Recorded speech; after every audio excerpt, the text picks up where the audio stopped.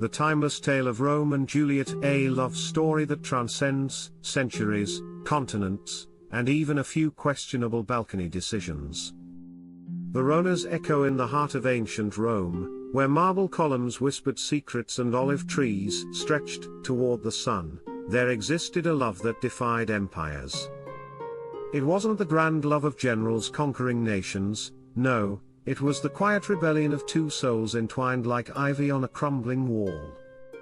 One, the Forum's serenade in the bustling Roman Forum, where senators debated and chariots raced. Young Lucius, a poet with ink-stained fingers, first glimpsed the enchanting Julia.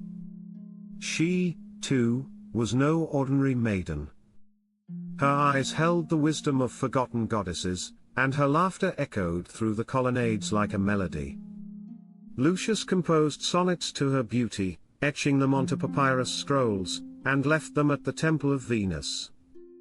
2. The forbidden balcony. But Julia was no stranger to forbidden love. Her family, staunch patricians, despised Lucius, the son of a humble scribe. Their feud was as old as the Colosseum itself. Yet, under the moon's silver gaze, Julia stole away to her balcony, where jasmine vines clung desperately. Lucius stood below, reciting verses that danced like fireflies. Their whispered confessions echoed off the marble walls, and the stars leaned in to listen. 3. The poisoned quill. As their love blossomed, so did danger. Julia's father, Senator Cassius, discovered their secret trysts. He stormed into her chamber, parchment in hand, a damning letter from Lucius. But Julia knew her lover's heart. She unrolled the scroll and found not betrayal, but a plea for their escape.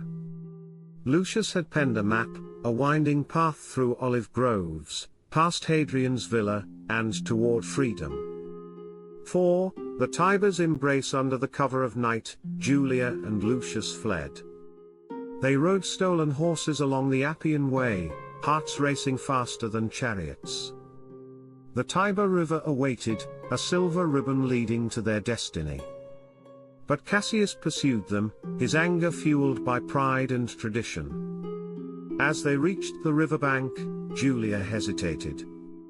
Lucius kissed her tear-streaked cheeks and whispered, "Our love is Rome's last rebellion." 5. The eternal bridge. They plunged into the Tiber's embrace, hands clasped, and swam toward the Ponte Sant'Angelo, the Bridge of Angels. Legend said that lovers who crossed it would find eternal bliss. Cassius arrived, too late, his shouts swallowed by the rushing waters.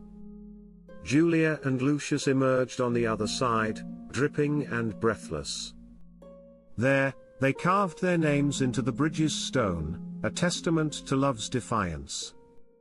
And so, Verona's echo carried their story across time, the poet and the patrician's daughter, bound by ink and longing, forever etched into the city's bones. And there you have it, a tale of love, rebellion, and a bridge that still stands, whispering secrets to those who listen. May your heart find its own Ponte Sant'Angelo, dear reader. Ah, my dear reader, prepare your heartstrings for a twist darker than the catacombs beneath Rome. For love, like marble statues, can shatter just as easily as it enchants. Let us continue our tale of Lucius and Julia, but beware, the path ahead is strewn with thorns.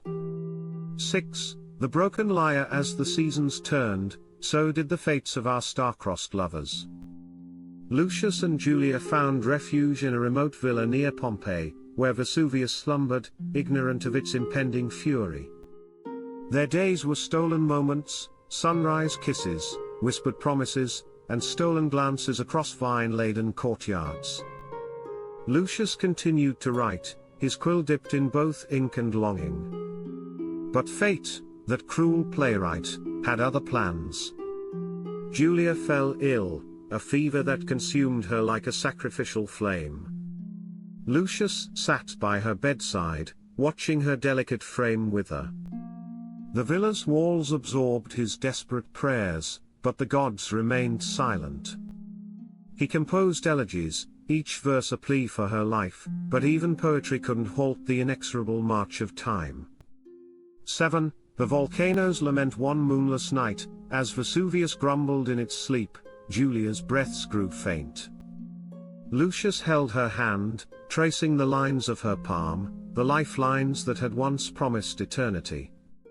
She opened her eyes, their color dimmed like ancient frescoes fading into oblivion. "Lucius," she whispered, "our love was a comet, a brilliant blaze across the night sky." He kissed her forehead, tasting salt and sorrow. "Don't leave me," he pleaded. "We'll defy death itself." But Julia's smile was fragile as a mosaic. "Death is no enemy," she said. "It's the final act, the crescendo of our symphony." She closed her eyes, and her breath fluttered away like a moth into darkness. 8. The ashen veil. When Vesuvius erupted, it was as if the gods themselves wept. Ash rained down upon Pompeii, burying homes, temples, and love stories. Lucius emerged from the villa, his heart a charred ruin. He wandered through the streets, calling Julia's name, but the city had become a ghost, a sepulchre of memories.